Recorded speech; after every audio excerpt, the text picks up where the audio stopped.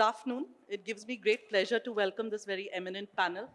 We are here to discuss a pretty interesting subject today, the art of multiplication of wealth. Investing is more art than a science, Howard Marks is supposed to have said. So while of course there are many numbers, theories, models that we do use in investment management, if investing was strictly a science, then why do some money managers deliver such superior investment performance in the same period of time? We believe that this is explained by the art aspect of investing, which comes from the skill, the judgment, the decision-making, and the intuition of the investment management team. When I look back, the PMS industry as we know it took off in 1993 when SEBI notified the portfolio manager regulations, and 2 decades later, the AIF regulations were introduced. Now, when I look at this panel, all of us have actually started our career in the decade of the 90s. And as such, we've had a ringside seat, not just to the exponential growth in AUM and the number of players in the industry, as we can see from a filled room here, but also the increasing sophistication that products and services have seen. And of course, with the explosion of the number of HNIs and ultra HNIs in India, I think this was a category of products that saw very, very rapid adoption. I think today when we look at any large client's portfolio, there would not be any client who would not have some meaningful allocation to alternate products. So with that, I'd like to go to the panel. Mr. Sarin, if I may start with you. You've been in markets a really long time. What is your approach to the art of multiplication of wealth in terms of your investment philosophy and framework? Yeah, so I think one has obviously evolved one style of investing. And over the last 28 odd years, what one has understood is that do not put all your eggs in any one approach or all in one basket. So what we try to do is we have quality stocks, we have value stocks, and we have growth stocks. So being agnostic about a particular style has helped us a lot. Thank you. We appreciate short answers as well because I've been told that we're running short of time. So thank you for that. Surjitt, my next question is for you. Yes. Given your philosophy of focusing on the fundamentals of companies, do you believe that investing is an art as well as a science? And what is your approach to the art of multiplying wealth? First of all, thank you everyone for attending this session, and thank you PMS Bazaar for giving us the opportunity. So as you rightly said, there is no straightforward answer, right? It's a combination of art and science. If I look at science initially, it's about the process, it's about the investment framework.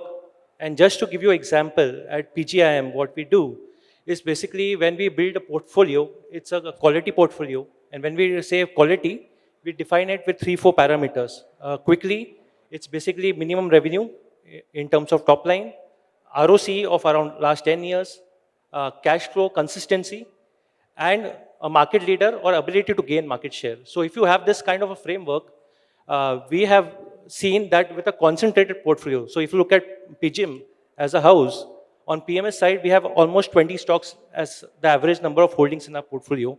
And wherever we have conviction, our top 10 holdings is 60 to 65%. So from that angle, it's a science.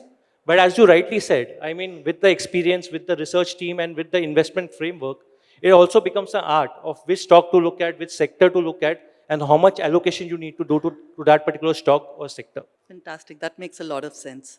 Milan ji, आप market में 30 साल से हैं, और ये 30 साल में if you had invested 1 crore in just the Sensex, today that number would be 30 crores.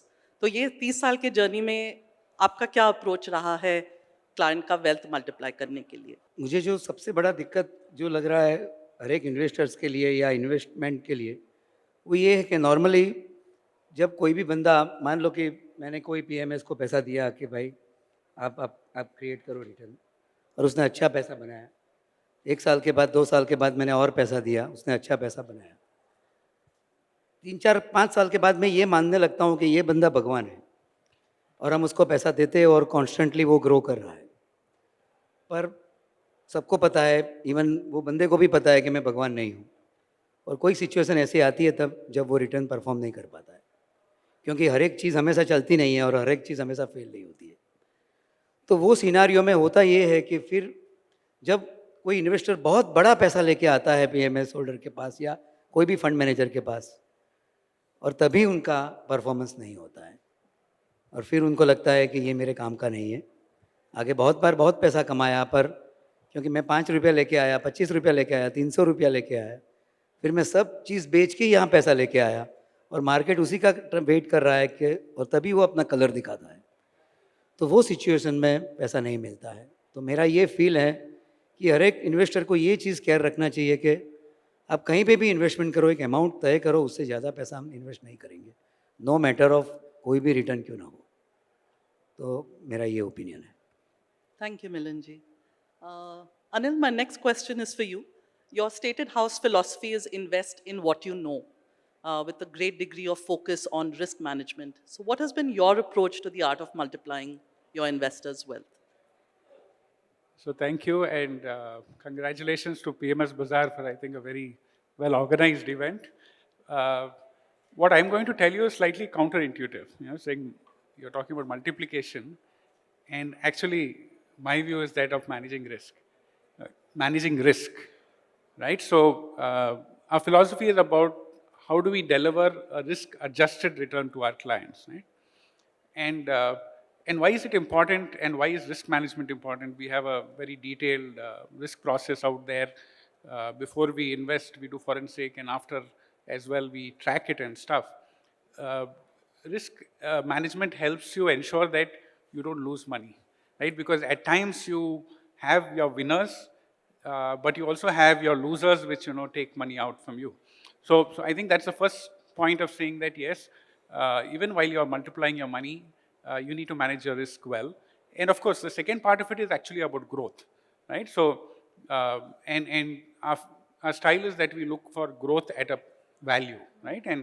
So while we look at various parameters, ROC, revenue growth, we have a screening mechanism, all of those to try and look at the best growing companies. We also look at stuff on the valuation side. So we there were discussions here before on when to exit. We like to do it especially when things are good, and we position size when things run up really high, then we sort of reduce it. So I think it's a combination of managing risk as well as looking at growth, looking at your stocks, looking at factors which can sort of multiply. Sure, I think we always do tend to forget at least one half of the risk-return equation, so I understand where you're coming from. Anil, my follow-up question was for you. You also have an artificial intelligence-based strategy that you run, and today we did hear on one of the earlier panels where Bharat Bhai and Kanika were, I think, on the two opposite ends of the spectrum. What is your take on whether investing is a science, and how important is cutting-edge technology, say like artificial intelligence, important in investment management? Yeah, so I like to de-risk for myself as well, right? And also for my own industry. I think we just saw that how technology is disrupting, and I would be surprised if technology disrupt our industry as well. And so from that standpoint, I think that over a period, systems are going to get better. Machine learning, AI is going to become challenging, and over so I don't know, 10 years from now, will we be in the same place, right? So to me, that's also de-risking my business, right? But yeah, so while we are significantly looking at it based on fundamental approach, investing, maybe a little bit of old style, looking at market cycles, etc., one wants to also keep an option open that systems could get better, and when they get better, can we actually incorporate some of those into it? And I think that's where it will evolve, right? So how to use systems a lot more in your investing process itself to help you make a better decision. I agree. I think, we've heard from a lot of panelists today that technology has been one of the biggest disruptors of every industry. And I think we would be perhaps unwise to believe that ours is the only industry where technology will not disrupt. So I think it is important to keep an eye on what's not the future, but I think that reality is already here.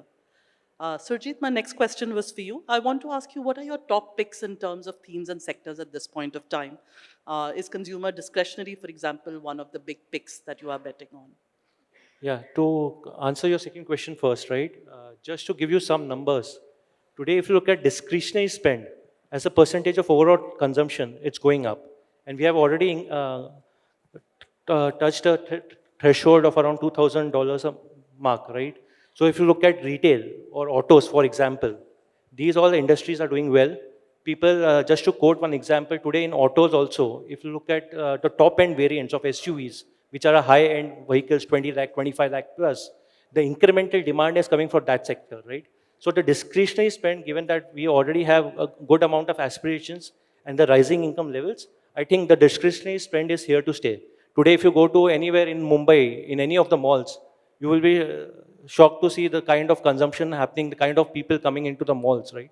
So the retail and auto as a sector on a discretionary side, I think, would do well over a period of time.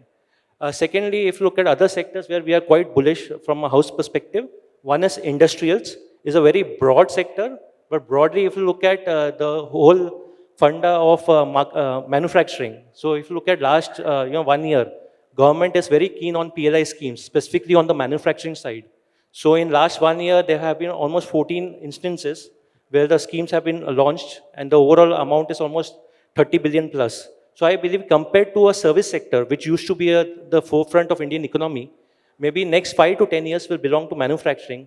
And within that, if I dissect, there could be sectors like defense, like bearings, like capex-oriented sectors, which will do well. So industrials, followed by retail, autos, and then if you look at building materials, which is a quasi play on the residential real estate, these are the sectors where we currently overweight and we are quite bullish on. Great, thank you. Mr. Sarin, if I may ask you the same question, what do you like the most about Indian equities right now? What are some of your top bets and picks? So I would like to start with a caveat that, no investment remains very interesting beyond a point in time. So with that, I think it needs to be a combination of intrinsic worth being good, like, there is growth happening, there is change happening, and the ball is moving to my side of the court, etc. Those things are necessary, but at the same time, there should be a valuation comfort also. I mean, there's no point buying a great company at a great price, and then you have to defend every time when the price doesn't move. So I think one should have a distinction between a great business and a great stock. Now, with that kind of a background, currently we feel in terms of the opportunity, house manufacturers, I'm using the term deliberately because real estate has many different meanings. So people whose business it is to take money from retail, house purchasers and make it into a house and give it back to them. So I'm talking about, let's say, a Godrej or a Oberoi, those kind of people, the house manufacturers. Why do we say that? Why do we like that? Is that in any industry, you need two things, entry barriers and pricing power. So entry barriers are anyway there. There is a brand. Over the last 10 years or so, we have had so many bad experiences that nobody in their right mind today is going to hand over money to a lesser known builder that you take the money today from me and deliver the house to me after 3 or 4 years. So that brand, that trust, that ability to deliver that has been established is a great entry barrier. And from there flows the pricing power. If the housing demand is going up by a certain percentage, the number of suppliers is shrinking at maybe 5 times that percentage. So it is not a problem at all to increase prices if they are. So that is what we find. So entry barriers and pricing power, if you put it together, last point comes the valuation. I mean, like I said, there's no point in buying a great company at an even greater price. You make money by the difference of the movement, not by hero worshipping how great the entrepreneur is. That is a great business. But we are not in the business of journalism. We are in the business of delivering return. So the return comes from a margin of safety. So typically, let's say any good industry today, let's say a company that is making cell phones, for Apple or whatever, you are paying a fancy multiple on 4 years later and hoping that the business will continue tomorrow. We also have many of those stocks in the quality bucket. But where you want to make money is that think about valuation. So let's say a specialty chemical company will trade at 25, 30 times EV/EBITDA. A retail company will trade at those kind of multiples. The average house manufacturer, believe it or not, is trading at 12 to 13 times EV/EBITDA. It is because the accounting is done in a certain manner and the general lay investor is not yet familiar with it, that you feel that, oh, iska PE zyada hai, vagera, vagera. So I think with that, I would rest my case. So pricing power, entry barrier, and cheap valuation. And this happens to be the longest cycle. In any business in India, there is a 3-year cycle, 4-year cycle, but this happens to be an 8 to 10-year cycle. So you enter at the beginning of the cycle, valuation in your favor with entry barriers and pricing power, you have a good chance of making money. That does sound like a good equation. Today, we've also heard from many other panels on the two opposing views of, do you stay because you believe in the company, and a good stock may not necessarily be a great company and vice versa. So totally agree with you there. Milan ji, next question is directed to you.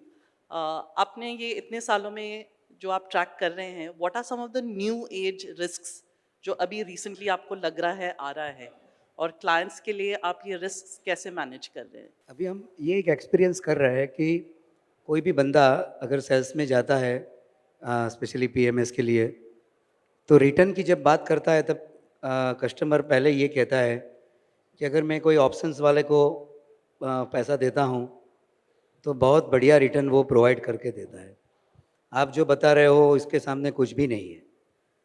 तो उनके दिमाग में ये नहीं बैठता है कि फिर मैं क्या बोलूँ कि क्या करूँ, क्योंकि वो बात करता है कि मुझे 40% रिटर्न ऑप्शंस वाले क्रिएट करके दे रहे हैं, तो अगर आप 15-20 की बात कर रहे हो तो क्यों आपको पैसा दे।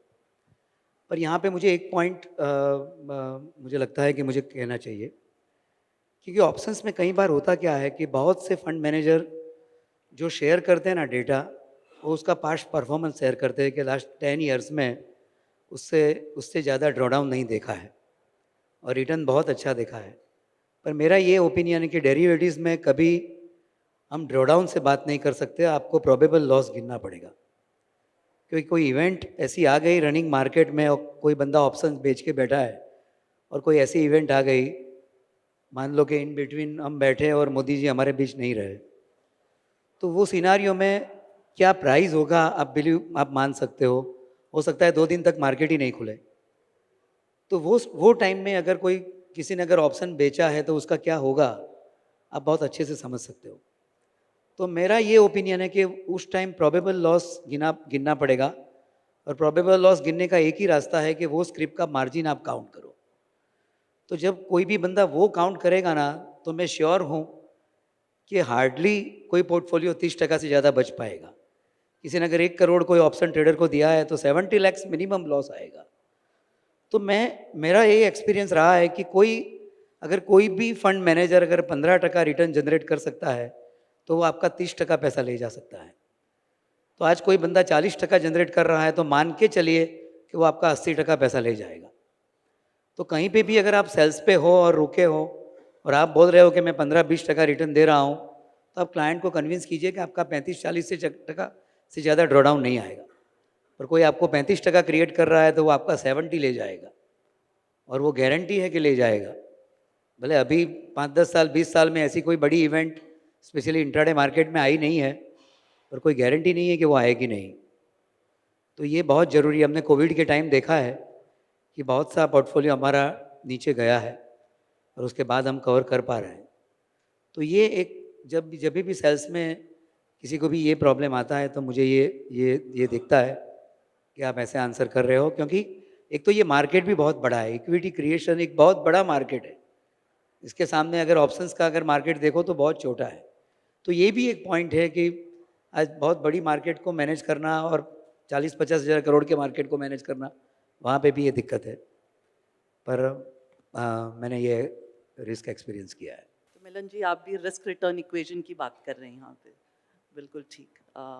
Anil, my next question is for you. We are seeing globally that a lot of large investors are incorporating the whole ESG metrics as part of their investment decisions.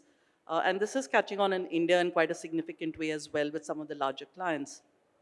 I know as investment managers, all of you do focus a lot on the G, which is the governance side of things. But what is your view on the social and the environmental aspects? How is your team seeing this in terms of, the Indian investing context? Sorry, I'm going a lot contrarian in my answers as well.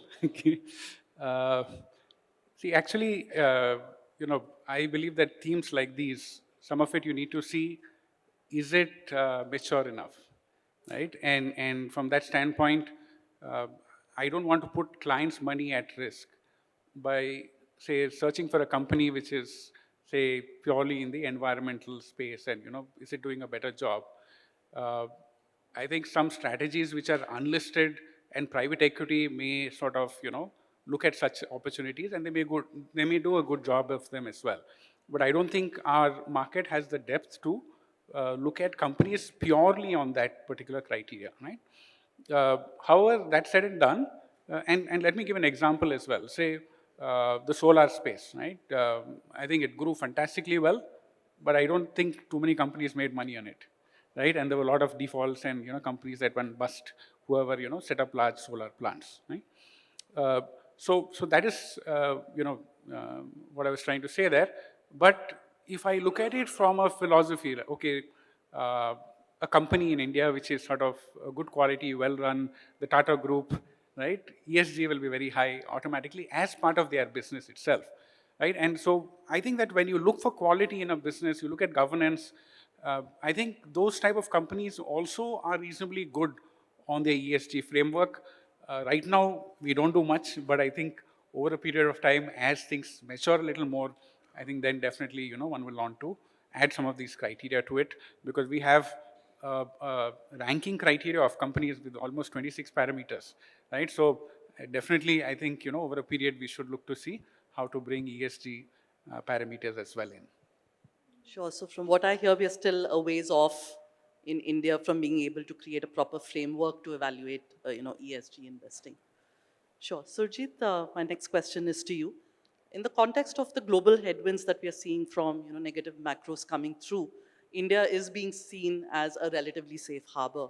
And notwithstanding all this talk of decoupling that's going on, it is not possible for any economy to be completely insulated from, say, what's happening in the US or other global markets. So what are some of the steps that you might be taking to insulate or mitigate some of these risks in your portfolios? So there are two aspects to it, right? One, as you rightly pointed out, if you look at the last 15 years data, the correlation with Indian markets versus US markets is almost 0.7, 0.8. So yes, it's good on paper or on media to say that we have decoupled, but the fact of the matter is we are quite globalized economy where we are linked to global environment also. One thing is that. Second, because of rising interest rates, as in other panels also people mentioned, that the P multiple or maybe EV by beta, any valuation multiple which we see, obviously because of cost of capital going up, the multiple comes down. So we have to be very cognizant of the fact that there is a possibility going forward that on one hand you might see some slowdown because of global headwinds.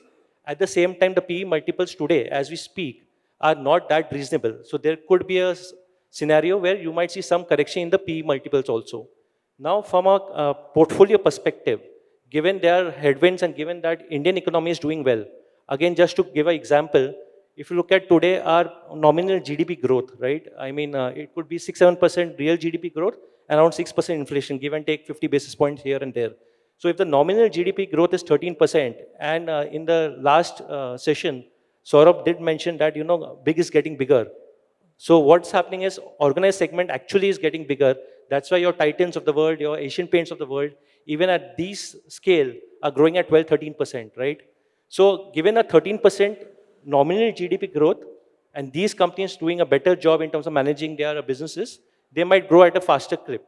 So from that angle, relatively, it's better to have more domestic-oriented companies in the portfolio rather than having export-oriented companies. So if you look at credit growth, personal loan growth, car sales, GST numbers, all are pointing towards a decent recovery in the Indian economy.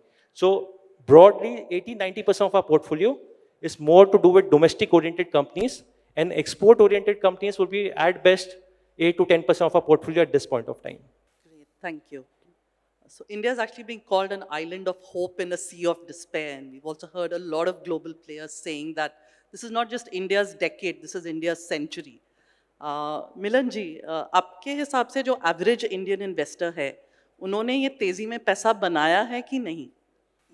मुझे मुझे अभी तक ये clarity नहीं आ रही है कि बंदा पैसा तेज़ी में बनाता है कि मंदी में बनाता है। पर मुझे इतना श्योर पता है कि हाँ, एक बात सही है कि अगर स्टॉक मार्केट में 100 रुपया टूटता है तो सामने 65 रुपया कोई कमा रहा है, क्योंकि बाकी का पैसा हम जैसे लोग ले जाते हैं। पर और ये हमेशा ये रहा है कि मार्केट से 5% लोग ही पैसा कमाए, 95% लोग नॉर्मली पैसा नुकसान करते हैं। पर अमाउंट में ये गैप 65-35 का है, मतलब 65% लोग पैसा कमाते हैं इन टर्म्स ऑफ अमाउंट। तो ये हमेशा होता है। पर तेज़ी का एक बहुत बड़ा दिक्कत ये होता है कि बहुत सी चीज़ें फिर बाहर घूमती है मार्केट में या सोशल मीडिया में या बहुत सी जगह, कि जब भी तेज़ी आती है तभी, जैसे जब मंदी का टाइम होता है तभी कोई हमारा कॉल नहीं लेता है, जब तेज़ी का टाइम आता है तो हम किसी का कॉल नहीं लेते क्योंकि हम बिज़ी होते हैं। तो ये सिचुएशन आता है तो पता नहीं लगता है कि आदमी को कब इन्वेस्ट किया जाए। पर ये श्योर है कि लॉन्ग टर्म जिसने पैसा कमाया है वही लोगों ने कमाया है जो हमेशा इन्वेस्टेड रहा है। तो ये एकदम क्लियर है कि नो मैटर ऑफ कोई भी टाइम आपका इन्वेस्टमेंट होना चाहिए। बहुत से लोग बहुत स्मार्ट होते हैं और यही वजह से शायद ज़्यादा लॉस करते हैं। मुझे ये लगता है कि ये मार्केट गुजराती में कहने क्या मूर्खाओનું બજાર છે, જેને બહુ અક્કલ નથી ને એ બેસ્ટ છે આ ઇન્વેસ્ટમેન્ટ કરવા માટે। કારણ કે પેલાને બહુ વિચાર આવે, सोच आती है कि भाई अभी करे नहीं करे कब करे, भाई बेटर है तू छोड़ना, तू क्या और कर पाएगा, इससे बेटर है कि यही इन्वेस्ट करते हैं। और हमारे हमारे मैं सूरत से गुजरात से हूँ, तो वहाँ पे एक एरिया है डुमस करके, जहाँ पे बहुत से लोगों के पास बहुत अच्छी प्रॉपर्टीज़ है और वो बंदा करता क्या है तो टैक्सी घुमाता है। अभी उसके पास 100 करोड़ का प्रॉपर्टी है, तू क्यों टैक्सी घुमाता है, तू बेटर है कि तू बेच दे। तो उसका पहला क्वेश्चन यही आता है कि मैं बेच के करूँ क्या।